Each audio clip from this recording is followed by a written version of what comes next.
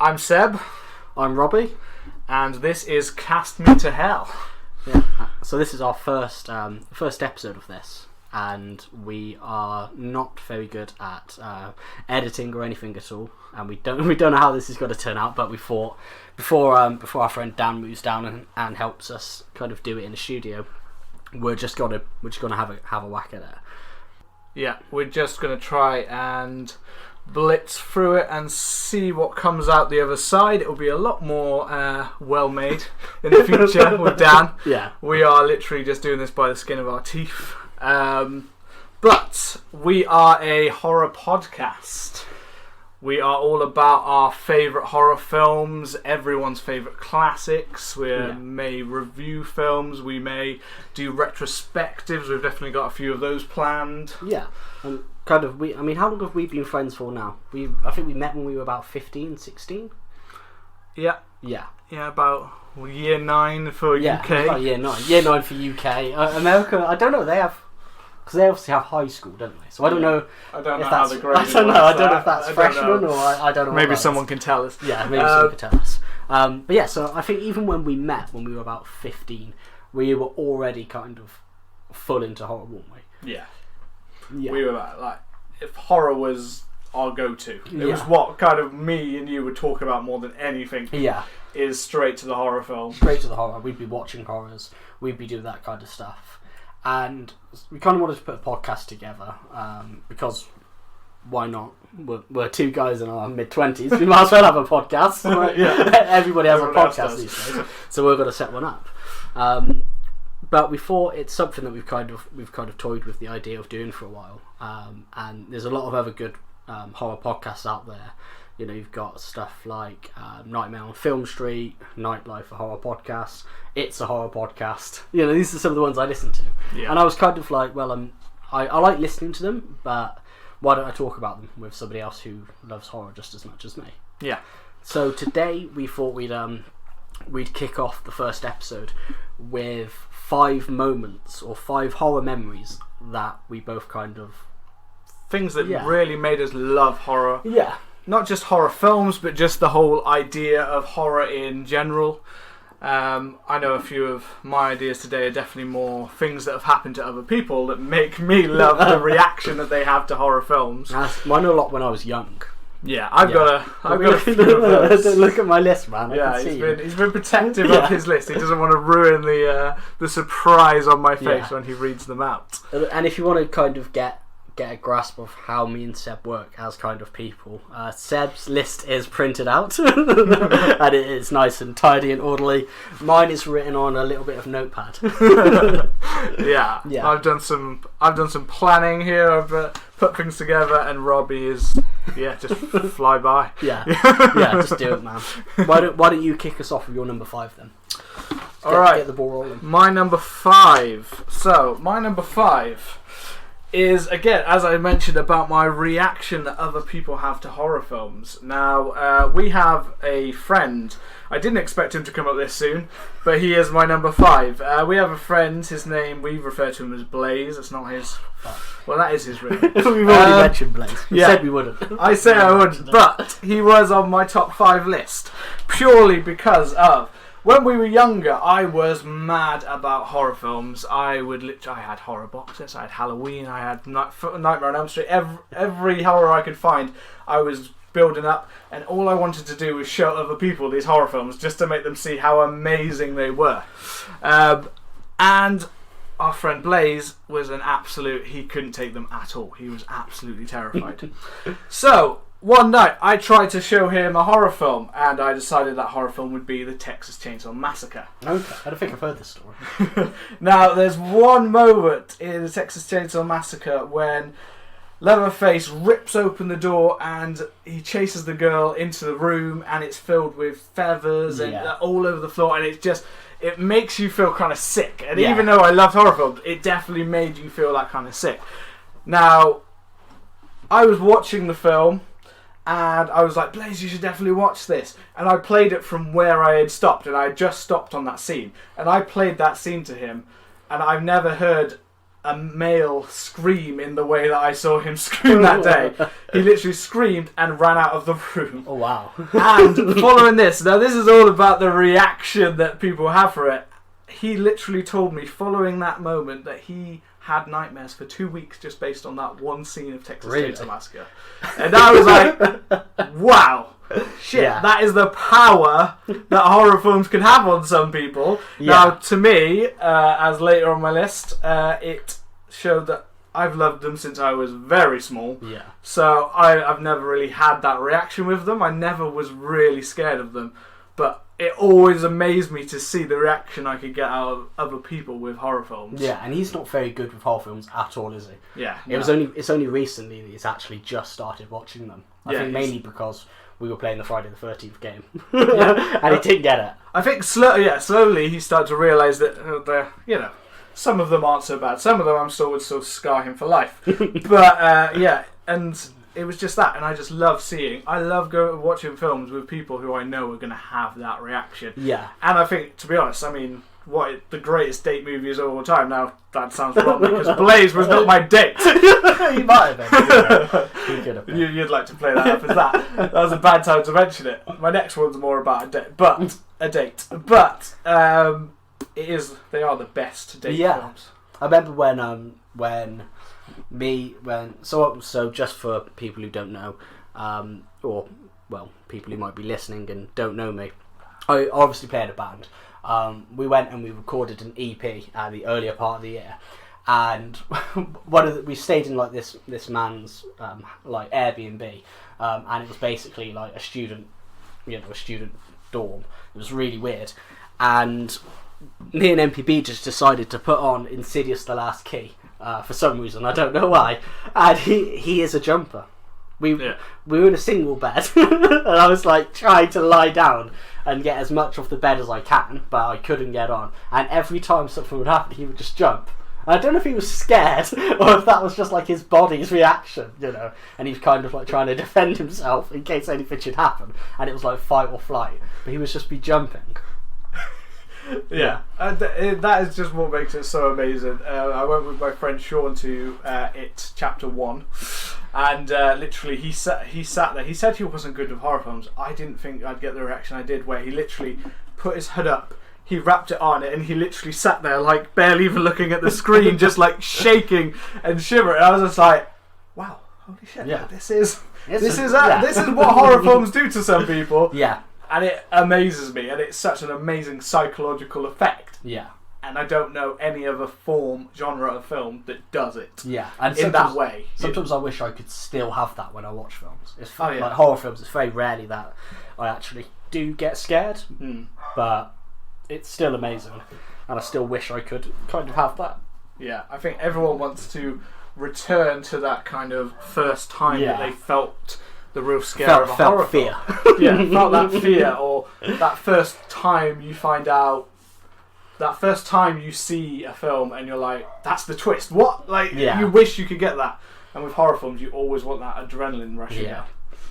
Right, so on to your number 5. So my number 5, and I was actually, this is the one I told you about because I gave you a little tease. So this took place back in 2001. So I would have been 9-10 years old, and I don't know if you remember well, because me and Seb both grew up in the same village. We didn't know each other growing up, but there was always this video store. Do you remember it? Near the butchers. Yeah. And every I'll talk about it a little bit later as well. But in 2001, Jeepers Creepers came out, and so I've got 2 older brothers. And they were probably about 12, 13 and 15 maybe. And I think Jeepers Creepers might have been a 15, maybe. Or might have been an 18, I don't know. But they really wanted to watch Jeepers Creepers. Yeah. And as a family, once a week, we would go to the video store and we would each get to pick a film. So I would get it one week, the next week another brother, next week another brother. Yeah. And one of them wanted to watch Jeepers Creepers. And I remember seeing the trailer and being like, oh, this just looks amazing, when you've got the Justin Long falls down the tube. Down the tube and then dark. and begged my parents to let me watch it. I was like, please let me watch, Jeepers Creepers. I'll be fine. I'll be old enough.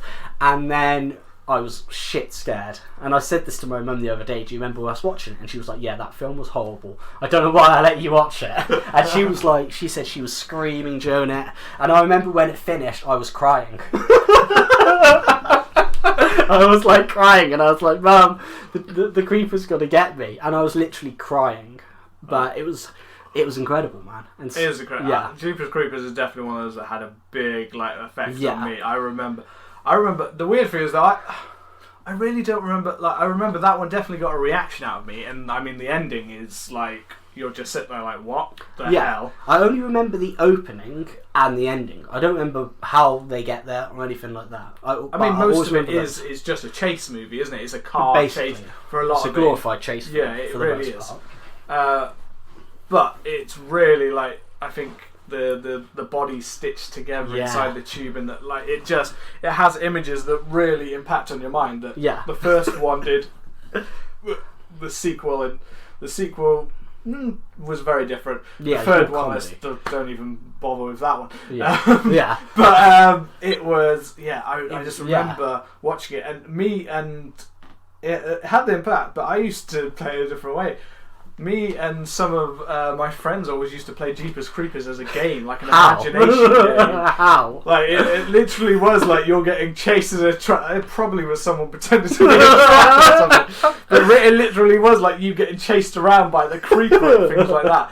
Like we used to turn any horror film we could into. We had an amazing thing called Halloween H2O Tag, where it was literally one person had to walk around like with that slow kind of lip like Michael.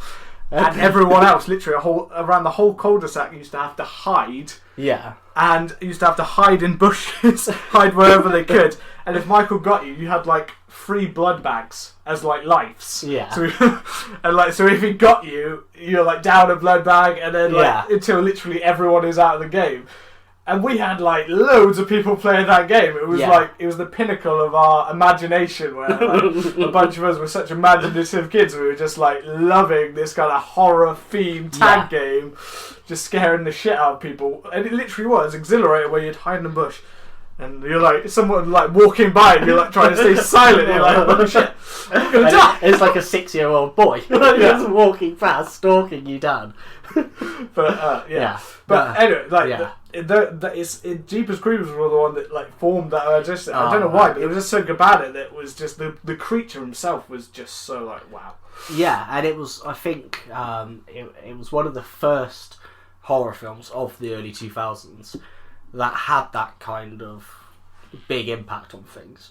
Yeah. If I remember it right, you saw posters for it everywhere, because I don't think something like it had been quite done.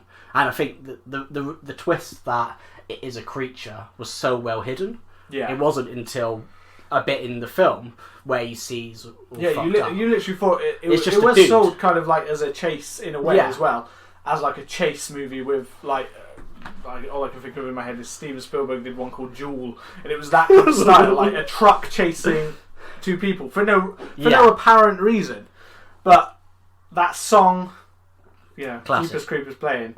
But I mean, it is. I think a lot of the impact of that film comes down to that ending, because it was a haunting. It wasn't expected either, was it? No, it wasn't. You were out of the 2 as well. You actually expected more likely that she was, weirdly enough, you didn't expect a final girl situation. You actually expected it looked like she was going, and it's oh shit.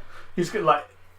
I think as well as the fact that you knew him more. You'd seen him in other things. He was on the right. So it was like just to look like, and then there he is at the end. His body's like hanging. Oh, you see the eyes, don't you? Oh, yeah, and I was it matches up with where do you get those eyes, and then there it is, like.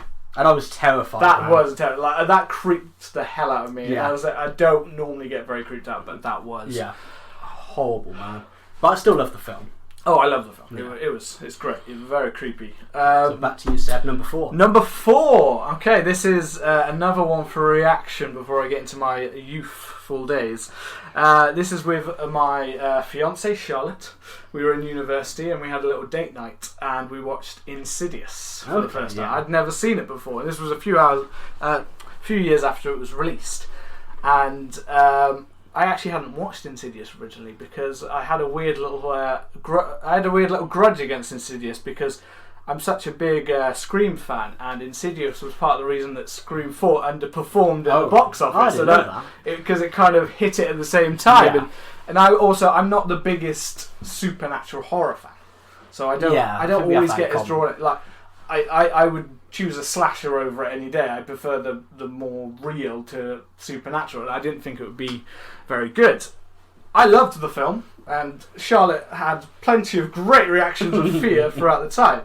But the thing that made it onto my list was more what happened afterwards. Now, once the film had finished, I was like, "Yeah, this was a pretty good film." I was like, I actually enjoyed that way more than I expected. Darth Maul, weird creature included. After it, Charlotte was really scared, and she was like, "I don't even want to go upstairs to the toilet." And I was like, "Okay, it's alright. Like I'll be waiting here at the bottom of the stairs." At which point I decided to run and grab a white sheet. Now, just to clarify, I'm not grabbing a white sheet to be a ghost, not for any other reason you might think of. Yeah, this is going to go dark, really. Really dark, yeah. And I grabbed a sheet in the most classic fashion ever and decided to stand in the kitchen. And this was in our university house, so we lived with 5 other people. So Charlotte comes down the stairs, and I go just standing Michael Myers, just stood there, completely still. Old school. In the dark, just in the kitchen, enough in the distance that I was just like, she's going to kind of spot it, but not.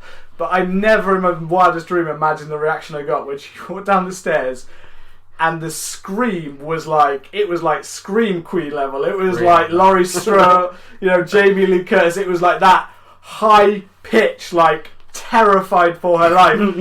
And straight away it's like, oh shit, like maybe I've taken this too far. All of my housemates come running out of their rooms like, what the hell's going on? It was that kind of blood-curdling scream, as if someone had just been killed right in front of her, or as if she'd come back downstairs and found me dead. And it was just like, it was purely built on the hype that the film had created. I was just like, maybe, like, because this film was built up so much, I wonder how much it would take to scare her. I did not expect that kind of reaction, but again, that's purely on there because it's just one of my favourite reactions. Sounds amazing. To go from scared in a horror film to how that can continue after the film is such an amazing effect. Yeah, I didn't know that about Insidious coming out at the same time as Scream 4. For some reason, I don't seem to put them as being out. Yeah, they were both out in 2011.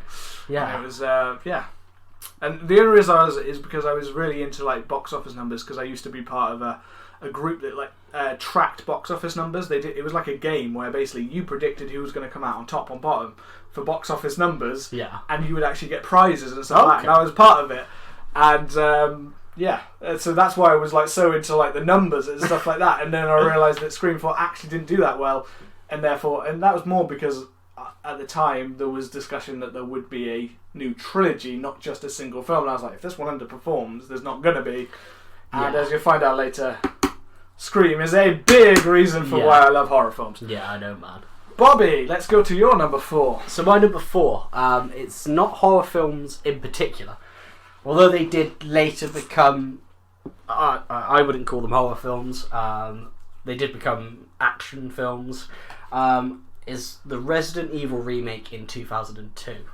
So I remember all the way I was growing up, me, my brother Dan and my brother's Chris, we would always be playing, video games. Always be Sega Mega Drive. And then I think somebody got a Dreamcast, or we got the PS1. And the games that I remember most are Metal Gear Solid, just because it was so mind melting. Yeah, I know, amazing. And the Resident Evil ones. Yeah. I remember Resident Evil 2 the most. There was a shop near the Gloucester bus station, and I think it burnt down eventually. But it used to be a video game store. Yeah. And I remember going in there, and this is such a clear memory in my mind, but I remember Resident Evil 2 had just come out, so this would have been 1998, and they had a massive cardboard cutout of one of the zombie cops, and it was so detailed and so grisly, It was so horrible. I just couldn't take my eyes off it. I was terrified. And then eventually they remade the first one on GameCube in 2002, and I was too terrified to play them. I couldn't play them. I tried to, like when my brother was away, or when people, when it was just me in the house. Yeah. I would try and play them, but I was so afraid that I would like just stop and just like hide. But I always remember the opening part where you see the zombie eating part of Bravo team, and it's got like that green like wet shirt on, and it's like a bold, and it's eating, and then it turns around. I always remember that, and I was terrified.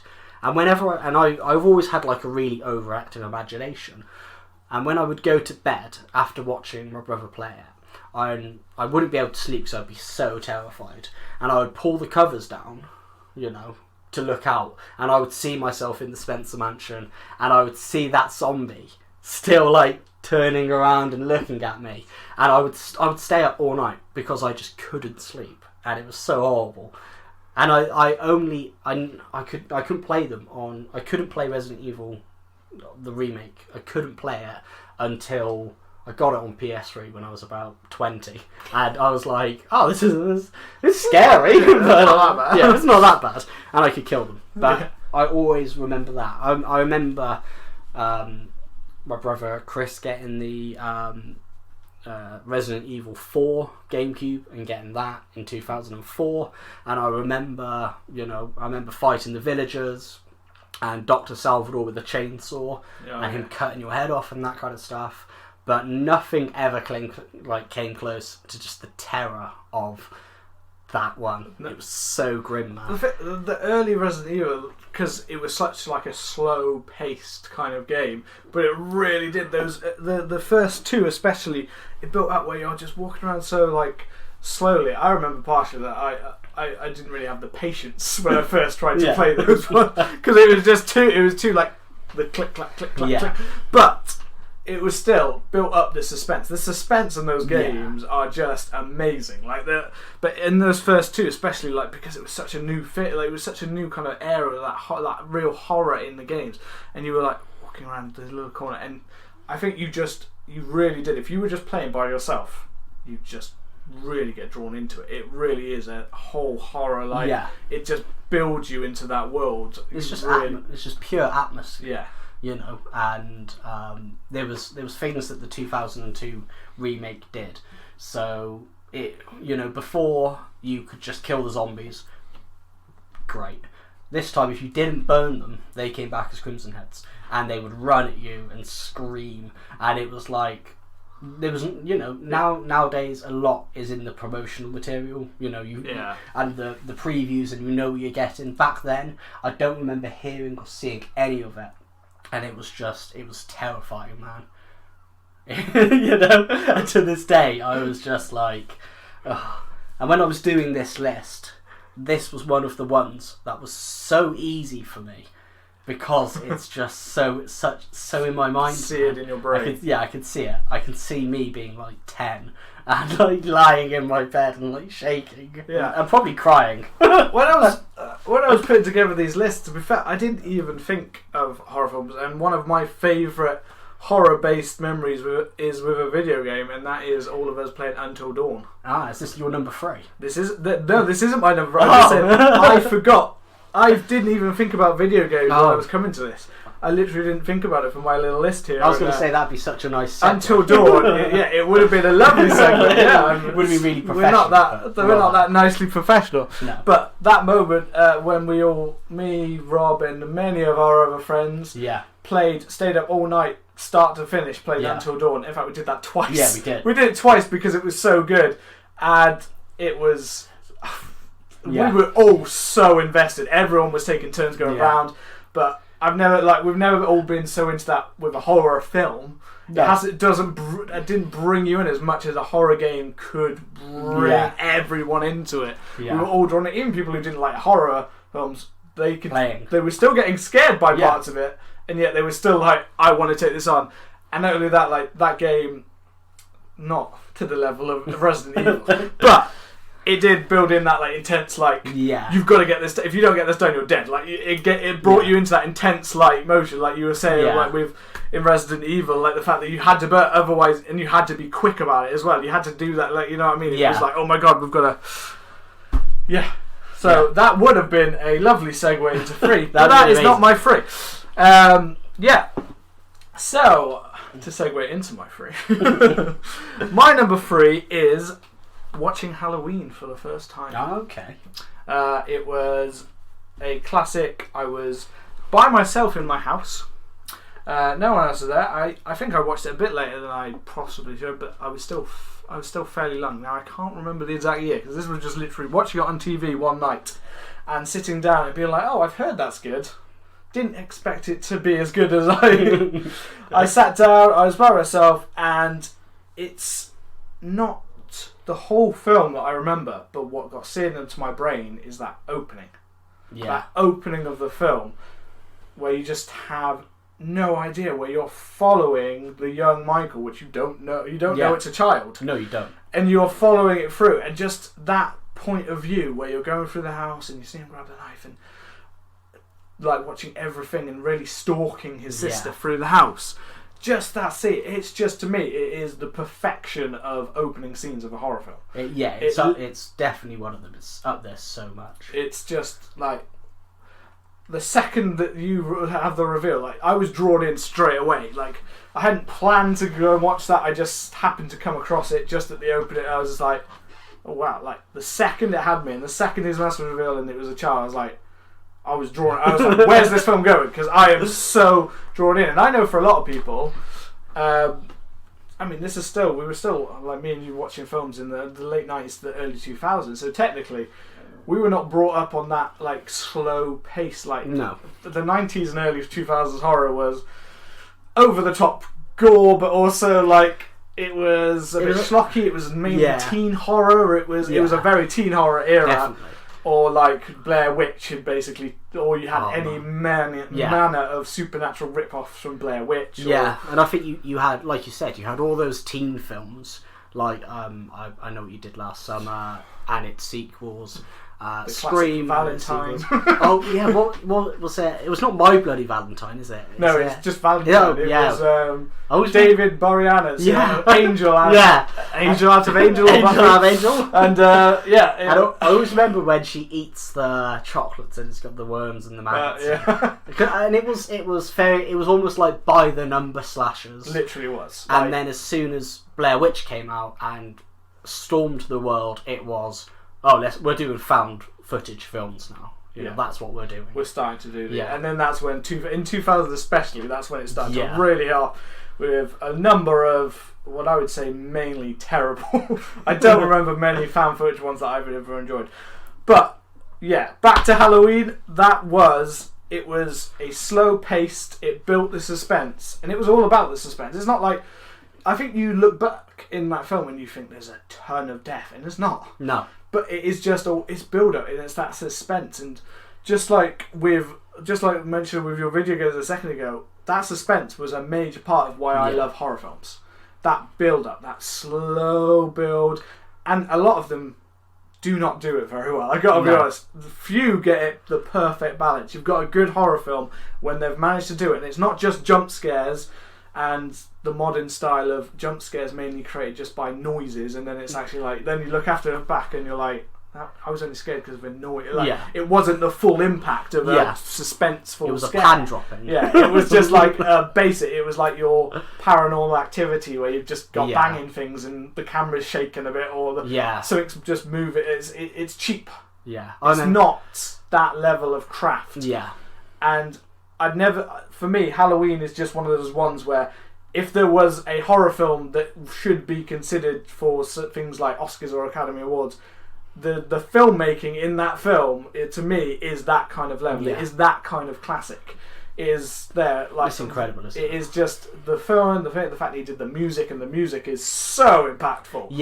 John Carpenter is incredible, man. Yeah. And I think everything musically that John Carpenter like puts his hand to is incredible. And I know we can talk all day about Halloween, so let's not get too stuck. We will touch back on Halloween. Will definitely be coming up later. Yeah, but yeah, one thing, embarrassingly, the first Halloween film I ever saw was Halloween Resurrection.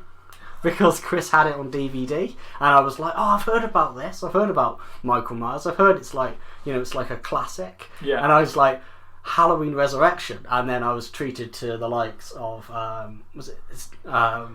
Tyra Banks, isn't it? Tyra Banks and Busta Rhymes. Busta Rhymes, the classic martial artist that is Busta Rhymes in that film. Well known for his kicking Michael's ass. Yeah. Yeah. It was a. And I watched it, and I thought, what? I was like, what have I That's watched? enough reason to make you think that Halloween films are awful in general. I was like, what? I think my Halloween wasn't the first Halloween film I saw. I'm fairly certain it was H2O, which is still a good horror film. But I'd never watched the really older ones, and I think for some people, again, that stereotype that it was made in the 70s is probably really because you've got your great 70s and 80s horror, and then you've got your hasn't really the test of time is not there.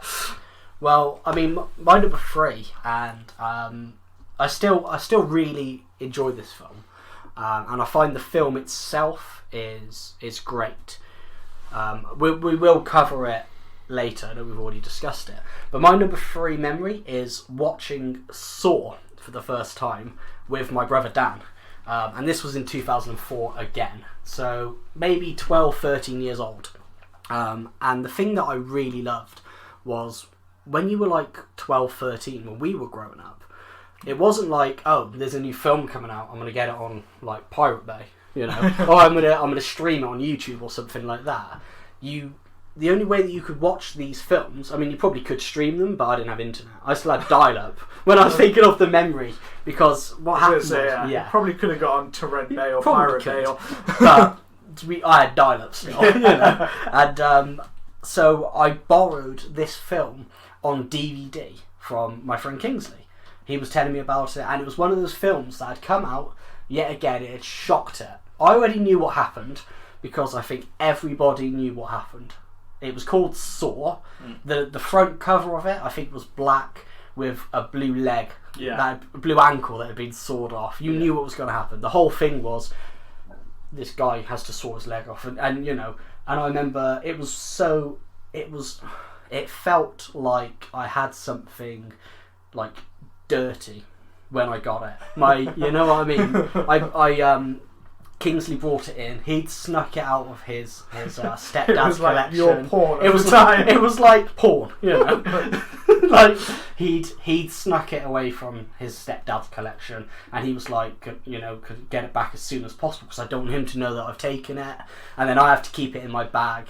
And I would get home from school about 3:30. My parents would get home about 5:30, and me and Dan, we went through periods of watching films so for 2 weeks we watched like Forrest Gump straight. I don't know why.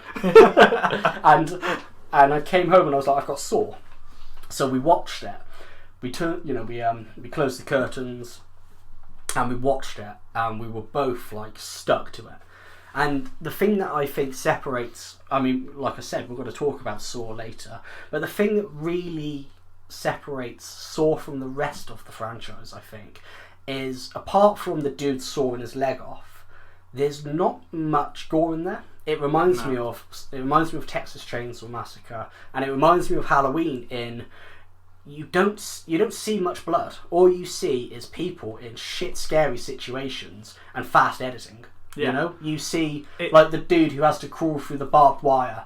You don't see any blood. It's very much, and I feel like part of what inspired that film is very much Seven, David Fincher's Seven. Yeah. It's very much in that style. It's not over the top.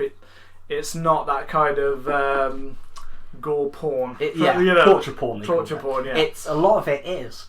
It's just editing, and everybody was saying, this is the bloodiest film ever. Some people have to crawl through barbed wire, and people have to fucking cut through someone's stomach for a key. You don't see any of You don't. No, you don't. And you see very little blood. I mean, when you see him cut his leg off, it's that's grim and that's gory.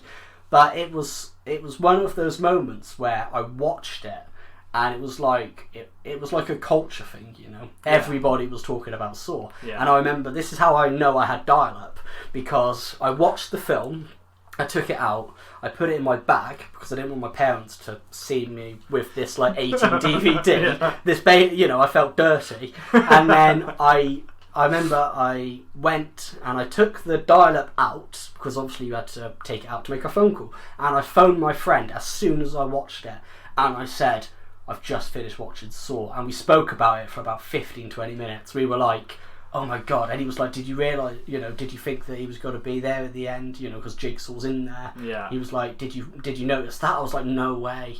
And we were talking about it, and we were like, oh god, would you have been, I remember saying like, would you have been able to get out of the, you know, when the dude's got the candle and he's covered in the flammable stuff and he has to get the code. We were like, how would you do that? And I was like, I don't know. And it was one of those things where it was like, yeah, it was a moment in time where, I don't know, it felt like everybody was talking about Saw. All the kids at my school were like, have you seen Saw? We have there's those moments in horror films that are like the cultural moments where people are like, this is it. You know, Blair Witch. Halloween started like a craze of different like slasher movies. You've got Blair Witch, of course, that started all the found footage. Scream revitalised for a long time, but sadly led to many teen poorly rip-offs, just like many of them did. And Saw did the same thing of really bringing that, well, as they called it, torture porn, but I'd say it wasn't torture porn until a couple of sequels. The first Saw, not to talk too much about it, but the first Saw is such a better made film than all of the rest of the franchise.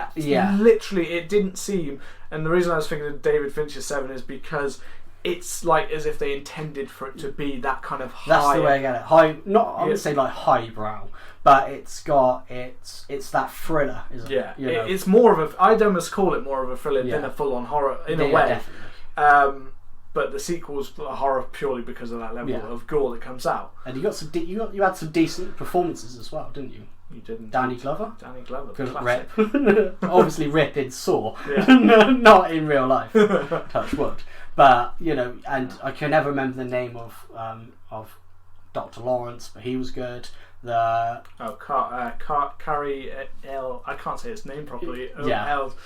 Princess Bride. Mr. Princess Bride, and then obviously, yet again, I can't remember his name. The Adam, the one, you know, the photographer, the other one who's chained up in the room, who's one of the writer and directors. Oh, is it? Yeah, he works with James Wan, because I didn't realise Saw was a James Wan film until, you know, only recently, and it felt much more of like a thriller, and it felt more of like one of those things where it's like, oh, instead of it being like, you know, I want to play a game, you know, you've abused people all your life, now you have to rip your eyes out. Yeah. It was more it didn't feel like it was just an excuse to say, oh, here's this, now here's a horrible torture. Yeah. This is a torture. This is purely just for the torture. Those ones, they literally felt like as if they wanted them to go through some kind of mental, physical torture in a different way. It was psychological more than it was pure gore. But mentioning the ending, like, I remember not thinking it was going to be like this. Wasn't going to be like great. I got the same thing where I took it off my dad's shelf when I went to visit my dad. I snuck it off the shelf one day when he was out. I watched it. I didn't think it but I wasn't expecting much from it. And then I remember when it got to that end, and then just being like, and that the haunting bit is that him screaming as it goes black. That is like, and it's horrible, man. That's worse. It's one of those where sometimes in horror films it is so much worse when you don't see what happened. Like Dennis Reynolds says, the implication. Yeah, the implication. You know. And that's why the first one as well, I think, worked better, because as you said, it cuts, but in your head it doesn't cut. Yeah. Your mind is building in. If you've got an imagination, your mind is suddenly like, oh, do you remember seeing it? And then it's like, no, that didn't happen. But it did in your head. Yeah. And that is what makes it more quality than the other ones, where it's just like, oh, okay, there's those fake guts films. It's like not as scary as it was in the, like, not that the first one was a really scary horror film, but psychologically it got you. Yeah. And it had, and just last thing to say on it before we go to your number two, I can't think of a horror film in recent years that isn't a sequel, remake, anything like that, that has such iconic music to the Saw theme, you know? I would put that up there with Nightmare on Elm Street and Halloween and The Fog and all that kind of stuff as iconic horror music. Yeah, no, definitely. Over to you for number 2, Sebby. Right, my number 2, talking of this one again, this one mentions my dad like I was mentioning a second ago. So, we start with, this is the first time I saw Scream. Okay. And building off of that. So I saw Scream on a Halloween night. So it was on TV one night. So after we'd all gone trick-or-treating, a bunch of us went back to back to my house and we all watched Scream. And I remember I was all sitting there on edge purely because like everyone was like, who is it? Who is it? Like that is something you don't get. Yeah. Again, like it is that classic, they brought in that classic murder mystery, Agatha Christie whodunit, into like a Halloween style suspenseful thriller. And that's what works so amazingly about that film. Now, there's loads of aspects about Scream I'll talk about, and I'm going to talk minimally about it. Yeah, because, well, we're going to do a Scream episode. We are going to do a Scream episode. Scream is really, the first one where I really being like, oh my god, I want to get all of these films. Like, I want to find out. And Scream was, because Scream was such a bank of so many horror films, I was like, I didn't know the answer to the questions at the start. Yeah. You know, who was the murderer in the first Friday the 13th? Yeah. Mrs. Voorhees, never seen it, so I had no fucking clue. I was like, what? So I was like, I need to go and find out what that is. I need to go and find out Michael Myers. I need to find out all of this. So that kind of started that. So, this is the first VHS that I ever actually was able... well, I didn't purchase it. I was going to say, how did you get away with Things were bought for me, but this is the first one I ever remember requesting, the VHS, the videotape, for those out there. Some people may listen like, what the fuck is a VHS? How's VHS? It's a videotape. It's the classic. You'd have to rewind it with yourself with your finger if your rewind button didn't work. And I got my dad to buy me Scream. Now he didn't look at it properly. I just put it on.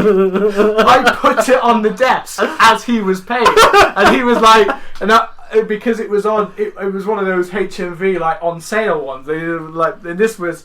A sixpence. I'll have that. This was literally, I believe, about 2000. I think it was maybe 1999. I definitely remember that because I remember going through them, and I was going through all of the films the same year that Scream 3 came out, which was 2000. Yeah. But I can't remember if I saw Scream maybe the previous year, and my dad didn't realise what he was buying for me. Now he had let me see a horror film before. He'd let me see I Know What You Did Last Summer.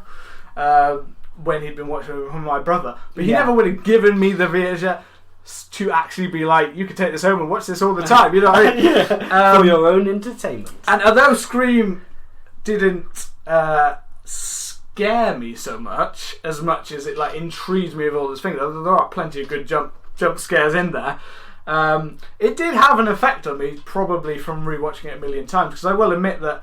To this day, I still can't let anybody touch near my throat because I seriously sometimes I have been sat in the cinema and I get a bit like when someone sat behind me like watching a horror film because I literally in the back of my head my over imagination goes off and suddenly I'm thinking, what if someone just decided to like slice my foot like Kenny the video in the that's the effect it had on me. Not just that one, in the third one the guy gets his foot and it just like it's so violent. I just like it always made me like ugh. So if anyone wants to kill me out there, my worst fear is getting my neck sliced or burnt to death. So whoever's out there, and then you're prepared for that, aren't you? I am very prepared. That'll be the hardest way to get exactly. I don't remember the first time I watched Scream. I remember what I think one of my brothers had them on DVD, and it was around the time that Scream 3 got released. Yeah. The only way I know that I'd seen it, and it's one of those films where I wish I could watch it again for the first time. Oh yeah, absolutely. The way in which I know I had seen Scream was because the first time I watched Scary Movie, I didn't get all of the stuff about I Know What You Did Last Summer, but I got all of the Scream references. Yeah, you know, and I was like, I know that because I've watched Scream. Yeah, but I don't know when I don't remember watching it for the first time. That's like my gauge of how I remember watching it. For a lot of people, the first Scream is ruined by the first Scary Movie. They don't find it scary, they don't find it and they already knew who the killers were going to be because it's so implied in that. Even though they don't use the same names, you straight away knew who it was. I know loads of people who weren't scared of... They thought Scream was crap, and a lot of people who actually mixed up Scary Movie and Scream as films, and they were like, that wasn't scary, that was funny or something like that. The first Scary Movie is, I still think it's funny. Oh, it was good. I like the first Scary Movie. I could watch the first few of them. But, my dad brought me that without realising it. Now, my dad never actually caught on to it, but, I mean... he did catch on to a different one, so he nearly caught me out. But instead I managed to divert to what my brother had got. My dad hadn't actually looked at what my brother had got. He bought him it, again. So he wasn't exactly on top form that day, parents advice. But he brought my brother South Park Bigger, Longer and Uncut. Oh man, yeah. And he never watched it. Now, luckily I managed to divert because my brother was talking about how funny it was and how fit, and everyone at one point was obsessed with that film. It took culture. Yeah, and not at all horror, so not touching on it too much. But I said to my brother, "You should. It is so funny. You should let Dad watch it." He let my dad watch it, and that was the worst mistake he made because when my dad watched it, and if you've seen South Park, you know how inappropriate it is for anyone, and probably anyone under. I'd say, 15 under there. It's got some. 15's alright. Under 15, you don't understand the references to Uncle Fucker or the giant clitoris until you're of a certain age. But the second my dad watched it, he just took it away from my brother, and I got to hide away and keep my Scream hidden far away. I took it away from him. Dastardly boy. Yeah. And so your number 2. My number 2 is again. It's very it's similar. It's based around that video store yet again in Churchtown. Because you bought yours at HMV, didn't you? I did, yes. Yeah, I was going to say, that would have been strange. But it was, every week, me and my family, we would go to the local video store, and we would each get, I keep saying each get, but I mean each week one of us would choose it. It's a classic family format. Yeah. So, my brother picks one, and then the next week I pick one, next week the other brother. And when we would, we were just allowed to just go and look around and kind of look at stuff. And whilst whoever was making their choice, I would always go to the horror section, and I would always look at the films. Obviously, I couldn't rent them because I was this is before 2000, Yeah. So I was probably about 5, 6 maybe.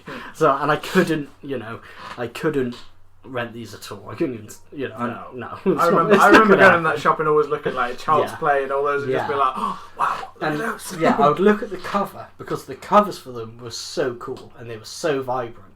And then I would look at the back, and it had a brief summary, and then it had some screenshots from the actual films.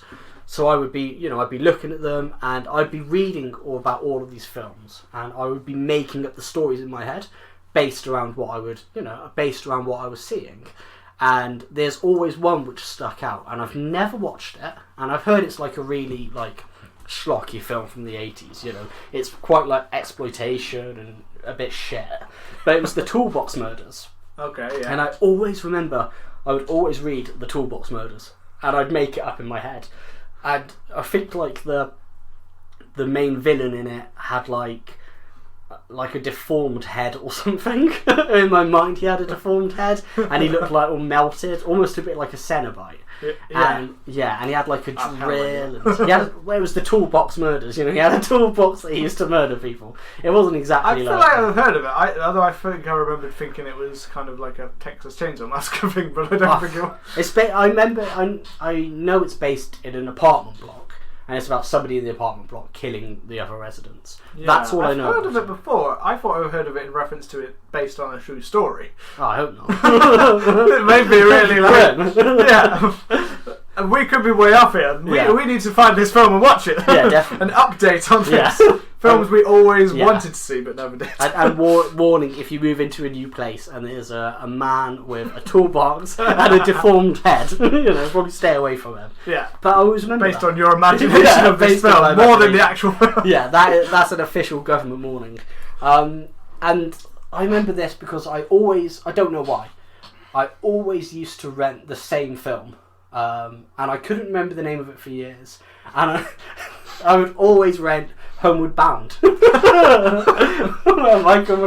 Michael the J. Incredible Fox. Journey. The Incredible the dogs. The dogs. Yeah. And Michael Fox voiced a dog. Yeah. And I don't remember anything of the film, but every time it was my choice, so every 3 weeks, I'd be like, I want to watch Homeward Bound. I'd look at the horror films, and then I'd be like, okay, I've seen what I want, and now I'm going to have Homeward Bound. I would like to watch all of those films. And Homeward Bound. Yeah. And I don't remember what happened. All I remember is somebody gets stuck on a raft, maybe, and is going down a river, and Michael J. Fox voicing a dog might save them. I don't know. Welcome to our horror podcast, talking about Homeward Bound, the terrifying But yeah, and I always remember that. And there were so many of those covers, because obviously the video shop closed down. Rep video shop. Very sad day. Yeah, and so then we went to Blockbuster, the big one, and the section there was even bigger. That as well. Yeah, Rip Blockbuster. Yeah, Rip Blockbuster. But I would always go in there, and again, now there was a bigger section to look at. DVDs never quite had the same appeal. Maybe because I got older and I could actually watch these films now. Yeah. But something about the video cases, and I remember seeing the case for stuff like Lake Placid. I always remember that, with the woman swimming in the big crocodile's mouth, and I was just like, wow, I would love it. I remember having a conversation because I went to see my parents a couple of days ago, and I told them about renting Jeepers Creepers, and my mum was like, no, and she was like, oh, don't say that on the podcast because they'll ring social services.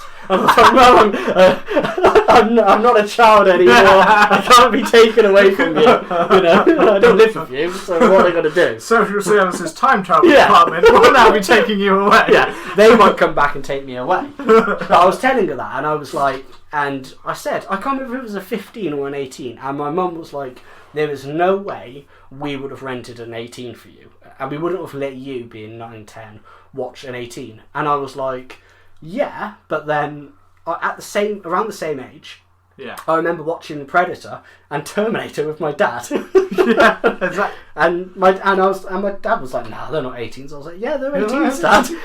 And my dad's justification was, well, Terminator's not that bad. And I was like, maybe not nowadays, but to a child. Yeah, digging inside of his flesh and pulling his eye and cutting his eye out and all that kind of stuff. And just gunning a whole police station down. I do think a child can watch that. I do think with Jeepers Creepers it wasn't 15 because it's another one of those.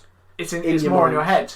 You don't really see people really die. It's more lights flashing and apart from that body hanging at the end and the body sewn together, I would probably say it would pass for a 15 because it's not full on blood and gore. He swoops a lot of people away. Yeah, he does. He swoops and the bit with the police in the station I know is a lot of flash and bang. Yeah, and you don't really see what happens and then taken away. Yeah, they gave him all the weapons in the second one, didn't they? Yeah, so I think the second could have been more. 15, but we will track down Toolbox Murders. We will. And Homeward Bound. Homeward Bound. We'll bring that to you. Yeah, and we will review them in the horror version of Homeward Bound. Homeward Bound retrospective. Yeah, so on to you for the number one. The number one is... so this one takes me right back to my youth. So this is actually when I first... in the first time I moved to Gloucester. When I was young, very young. We moved here when I was about 4 years old. Where did you live before? We were in Germany. Oh wow! Okay. Yeah, so when I was very little, I never knew even be 1 or 2 years old before that. And this is in the first few years I lived in Innsworth. There is a now it's the Imgin barracks, but it used to be an RAF camp. Yeah. RAF Innsworth. And just to give you closer to my address, so you can find me, kill me track you down by slicing my throat. Yeah. And I remember my brother and his mate were having a sleepover, and they were messing around, things like that, you know, normal, playing football inside the house, and they decided they were going to watch some films. And they watched, at this point, I believe I was about 4 or 5 years old. Now, this is a very early memory for me, but this one is sewn into my head. There's only a few of those that last. That's my but next this one is sewn into my head head. as well. And I remember sneaking downstairs, hiding behind the sofa and watching, and they weren't being very observant, they probably knew I was there. But I watched Alien, and I just remember sat there. And for a 4 hour, you'd think I'd be absolutely shit scared out of my head, but this is really the time where it built to me that for some reason, don't know whether I'm a partial psychopath or something like that, I wasn't really that scared. And I think Alien is a pretty scary, suspenseful film. I remember being like exhilarated watching this film and being like, wow, what's that? Like, I don't remember like the parts of it. I just remember that feeling. That always made me want to watch horror films.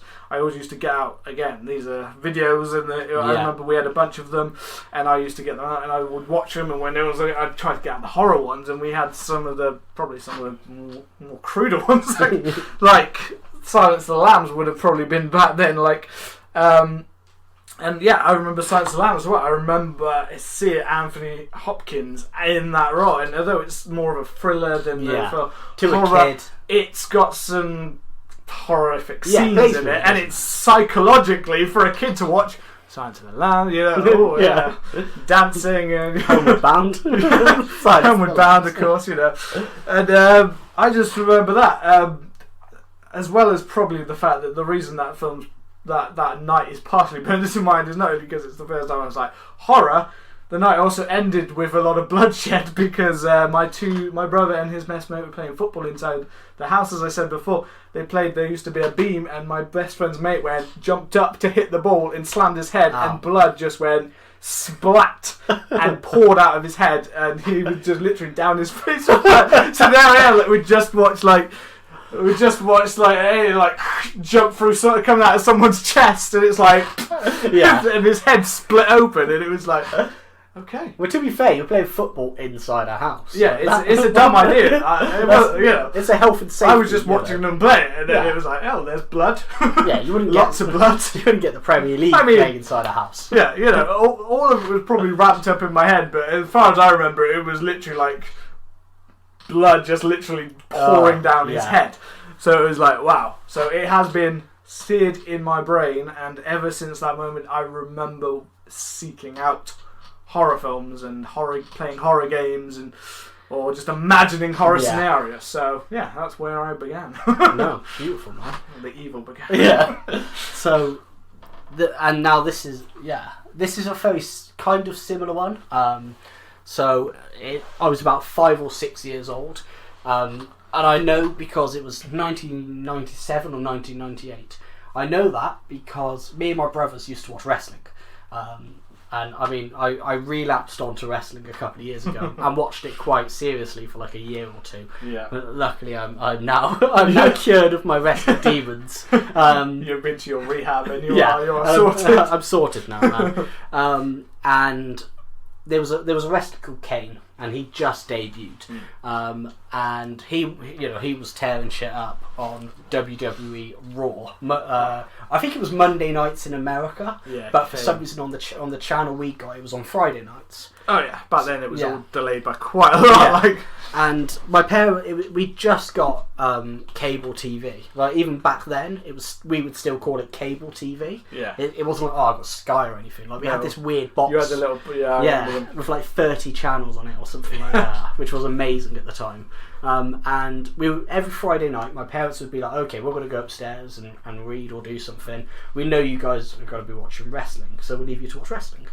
And we would watch the wrestling. We would love it. And there was a channel. I think it might still be going, but it was called TMC. Do you remember that? The classic movies. I think it stood for. Yeah, still going. Yeah, still going strong. They've gone through all the classics now. And what we would do is we would watch it, and during the breaks, because they're boring, we would just flick through other stuff. And my brothers, I reckon they did this on purpose, but they changed it during an advert to the original Night of the Living Dead, George A. yeah. Romero's one, and they left the room, they took the remote, and they held the door, and I was still in there. So I was 5-6 years old, and I remember seeing, it was black and white, and it was slow moving zombies, and it was terrifying. And I remember seeing this one woman zombie. Yeah, again, it wasn't like they were covered in gore or anything like that. It just looked fucking horrible. Yeah. And she bent down and she's crawling on the floor, and she starts eating a slug or something like that. And I mean, I started bursting out crying. And I know I've cried in 3 of these top 5. So. And I was terrified, man. And I remember that. I can see it happening. I can see her eating the slug. It was either a slug or a mouse that she was eating. And it was, honestly, it was so terrifying. And I was crying and I was crying. And I was crying so loud my parents had to come down and be like, what's going on? And my brothers were laughing their heads off, And then we switched it back to wrestling, and I stopped crying, because the Hardy Boys were probably wrestling or something like that. But it was amazing, and it was one of the moments, I think, after that, whenever my brothers would have sleepovers and their friends would come over, and they've snuck a video over, and I always remember like Children of the Corn 3 and one of the Nightmare on Elm Street or something like that. Somebody's got a video of it from the dad, or back in the days, you would buy. You don't get that thrill anymore of sneaking it around, or like if you've got access to a computer, you can probably just download it. And most kids probably get easy access just by watching on TV, or just left to watch TV. Yeah, probably. So you can just But back then it was like everyone's sharing this TV. You've got to fight for it. Everyone's got a video. You've got to sneak around. Oh, I've got this video. Yeah. Whether it's you could buy the packs of them, couldn't you? Yeah. And I always remember you would get the labels. So my dad had stuff like he'd recorded all of the Star Wars films. Because we just didn't, we couldn't afford to buy them, so we would rent. We would just buy. Everyone better record. You'd record so much better. It was so much easier. And we had Terminator and Predator and all of those ones, which I really loved. And I don't remember us having many horror films, just because my parents don't really like them, which I think made them a bit more taboo for me. And then somebody would bring over something, and you'd look at the cover if they had like the legit cover, or if not, you'd look at the side and you'd read the name and it would be like Day of the Dead, or like it was just a name and you'd be like, oh wow, this film's gonna have so many zombies in, or this film's like Nightmare on Elm Street, and you're like, oh, what the fuck is this? But you're not saying fuck because you're like 6. You're like, what is this? And then you just want to, you just want to watch it, and and I think that sticks in my mind as being not just like a really fond memory. Now I look back on it, it's really funny. At the time I was like terrified, but I look back on it and I just think like, wow, I think that was the moment where I went, I want to see more of this. It makes me feel something. It's not, it's not. I don't want to watch Homeward Bound anymore. My Homeward Bound days are over. Yeah, my childhood is dead. I'm not renting that anymore. I think that was the moment for me. Yeah. That's I mean that was quite an enjoyable little walk down memory lane, wasn't it? Yeah. Hopefully, some people have got some things that remember them of their childhood. If you're listening of a certain age, like us in our mid to late 20s, then you should have quite a few little similar memories there. Yeah. So I mean, to me, that's been quite a successful first episode. Just to wrap it up. Just to pat ourselves on the back. I mean, go and rent Homeward Bound. Yeah, I definitely rent that. Or maybe we'll turn that into a horror film later on this year. Ari Aster's Homeward Bound. But that's top 5. That's our first top 5, but it was so that everyone got to know us and maybe a little bit better, feel like they know who we are. And I feel we're probably getting into it a bit more as well. There'll be a little period of building into adjustment.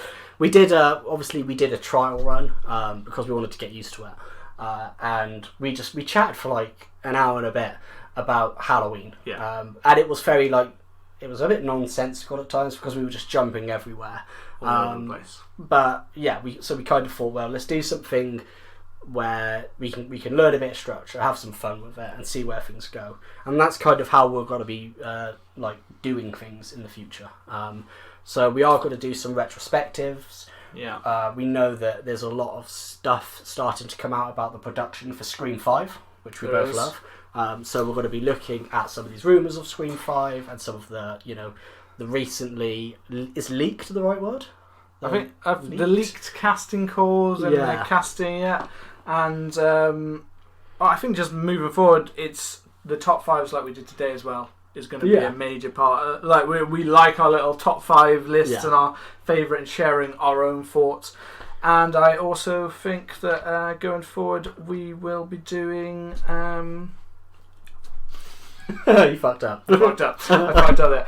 So yeah, I don't know if we're going to edit this either. So this I just lost my train of thought. We were doing so well, man. I was doing so well, and I just lost it at the end there. Yeah.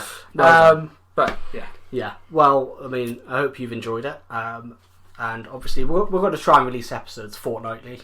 See how we get on with that. We are on the big old Twitter at CMTH Podcast. Come and follow us. Let us know some of your favourite horror memories. Oh yeah. Yeah. God, have to get that in there, man. And we hope to see you soon. Yeah. Goodbye.